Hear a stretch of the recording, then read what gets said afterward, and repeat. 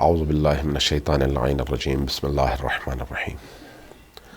ہمیں تمام مشکل مراحل میں اللہ تبارک و تعالیٰ نے اپنے نبی اور آئمہ کے ذریعے سے یہ حکم دیا ہے کہ ہم اپنی مشکلات کا حل اللہ کی عبودیت، بندگی، مناجات، دعا میں تلاش کریں۔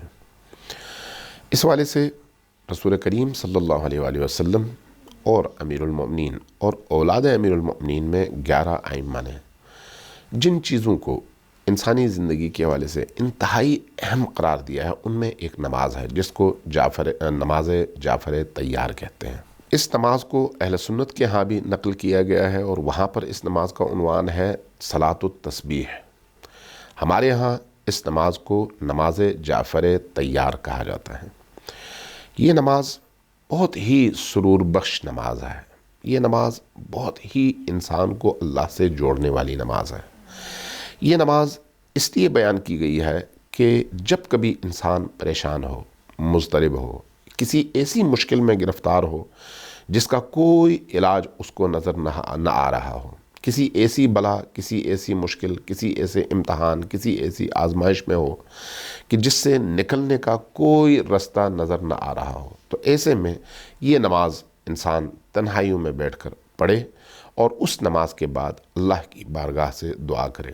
یقین جانیے یہ نماز اپنی اہمیت، اپنی قدر و قیمت اور اپنے اثر کے اعتبار سے اتنی زیادہ پرتاثیر ہے کہ اس نماز کے پڑھنے والے کی وہ مشکلات فوری طور پر حل ہوتی ہیں اور اللہ تبارک و تعالیٰ اس کی اس نماز کے نتیجے میں اس کی اس آزمائش کو ختم کرتا ہے اور اس کی دعا کو قبول کرتا ہے۔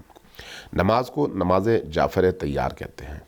اس نماز کی 4 رکعتیں ہیں، لیکن 4 رکعتوں کو ساتھ میں نہیں پڑھا جاتا ظہر کی نماز کی طرح سے، بلکہ 2 رکعت کے حساب سے الگ الگ کر کے 2 رکعتوں پر سلام پھیر کر اس طرح سے پڑھا جاتا ہے۔ یہ نماز فجر کی طرح سے ہے۔ پہلے آپ نے 2 رکعت پڑھنی ہے، سلام پھیرنے کے بعد پھر 2 رکعت مزید پڑھنی ہے، سلام پھیرنے کے بعد پھر آپ نے دعا کرنی ہے۔ پہلی 2 رکعتوں میں سورہ حمد کے بعد سورہ زلزال پڑھنی ہے اور اگلی رکعت میں یعنی دوسری رکعت میں سورہ عادیات پڑھنی ہے۔ لیکن طریقہ کار یہ ہے کہ جب آپ نیت کریں، تکبیرۃ الاحرام کہیں اور سورہ حمد پڑھیں، سورہ حمد کے بعد پہلی رکعت میں سورہ زلزال پڑھیں گے۔ سورہ زلزال پڑھنے کے بعد آپ 15 بار سبحان اللہ والحمد للہ ولا الہ الا اللہ واللہ اکبر پڑھیں گے۔ 15 بار یہ ذکر پڑھنے کے بعد آپ رکوع میں جائیں گے۔ رکوع میں 10 بار آپ سبحان اللہ والحمد للہ ولا الہ الا اللہ واللہ اکبر پڑھیں گے۔ رکوع سے سر اٹھائیں گے، 10 بار سبحان اللہ والحمد للہ ولا الہ الا اللہ واللہ اکبر پڑھیں گے۔ رکوع سے سر اٹھانے کے بعد جب آپ نے یہ پڑھ لیا تو پھر آپ سجدے میں جائیں گے۔ سجدے میں ذکر سجدہ کے طور پر سبحان اللہ والحمد للہ ولا الہ الا اللہ واللہ اکبر 10 بار پڑھیں گے۔ پھر پہلے سجدے سے سر اٹھائیں گے، 10 بار پڑھیں گے جب آپ تشہد کی شکل میں بیٹھے ہیں، پہلے سجدے کے بعد سر اٹھا کر سبحان اللہ والحمد للہ ولا الہ الا اللہ واللہ اکبر۔ پھر آپ دوسرے سجدے میں جائیں گے، دوبارہ پڑھیں گے 10 بار سبحان اللہ والحمد للہ ولا الہ الا اللہ واللہ اکبر۔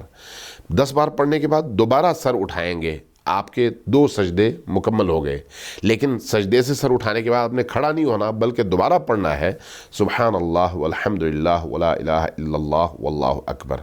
اس طرح سے آپ نے سورہ حمد اور سورہ زلزال کے بعد ان مراحل میں جو ذکر پڑی ہے اس کی ٹوٹل تعداد بنتی ہے 75۔ جب آپ کی پہلی رکعت مکمل ہو گئی تو اب آپ نے دوسری رکعت پڑھنی ہے۔ دوسری رکعت بھی پہلی رکعت ہی کی طرح سے ہے، یعنی سورہ حمد، اس کے بعد سورہ عادیات، سورہ عادیات کے بعد 15 مرتبہ سبحان اللہ والحمد للہ ولا الہ الا اللہ واللہ اکبر۔ بعد ازاں رکوع میں 10 بار یہی ذکر، سر اٹھائیں گے رکوع سے 10 بار یہی ذکر، پھر سجدے میں جائیں گے 10 بار یہی ذکر، سجدے سے سر اٹھائیں گے 10 بار یہی ذکر، پھر دوبارہ سجدے میں جائیں گے، دوسرا سجدہ ہوگا یہ آپ کا، دوبارہ 10 بار یہی ذکر پڑھیں گے اور اس کے بعد جب آپ سر اٹھائیں گے تو دوبارہ یہی ذکر 10 بار پڑھیں گے۔ یوں آپ کی دوسری رکعت بھی مکمل ہوئی اور آپ نے ابتدا سے انتہا تک اس رکعت میں بھی 75 بار یہ ذکر پڑھا۔ تو گویا دونوں رکعتوں کو ملا کر آپ نے 150 بار اس ذکر کو پڑھا ہے۔ تو جب آپ اس ذکر سے فارغ ہو جائیں گے تشہد کی صورت میں، تو یہ ذکر پڑھنے کے بعد پھر آپ تشہد پڑھیں گے جس طرح سے آپ صبح کی نماز میں پڑھتے ہیں، اور سلام پھیریں گے۔ آپ کی 2 رکعتیں مکمل ہوئیں۔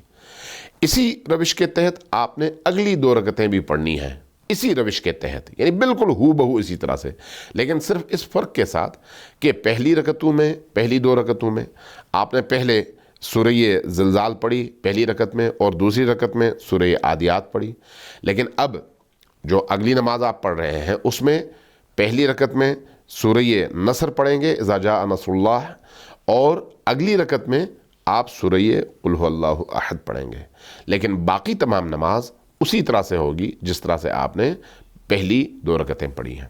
اگر ان 4 رکعت نمازوں کے پڑھنے کے بعد آپ اللہ کی بارگاہ میں ہاتھ اٹھا کر دعا کریں گے تو یقین جانیے کہ یہ نماز رائے گاہ نہیں جاتی، یہ نماز اپنا اثر دکھاتی ہے، اور یہ نماز انہی بلیات، امتحانات، مشکلات، آزمائشات اور بیماریوں اور باقی جتنی بھی مشکلات کا آپ تصور کر سکتے ہیں، ان مشکلات سے نکلنے کے لیے اکسیر اعظم ہے اور بہترین عمل ہے، جس کی طرف ائمہ ہدیٰ علیہ السلام نے بھی اور خود رسول کریم صلی اللہ علیہ وآلہ وسلم نے بھی ہمیں متوجہ کیا ہے۔ تو اس لیے خرافات کی طرف جانے کی بجائے، ادھر ادھر کے مختلف لوگوں سے راہ حل تلاش کرنے کی بجائے، اللہ اور اس کے رسول اور ائمہ اطہار علیہ السلام کے دیے ہوئے اس راہ حل کو اپنا کر ایک دفعہ آزما کر دیکھیے، یقین جانیے آپ اپنی مراد اور اپنے مطلوب تک پہنچ جائیں گے، اور آپ کی دعا قبول ہوگی اور آپ کی مشکلات دور ہوں گی۔ اللہ تبارک و تعالی ہمیں فہم دین کی توفیق اور سعادت نصیب فرمائے۔ والسلام علیکم ورحمۃ اللہ وبرکاتہ۔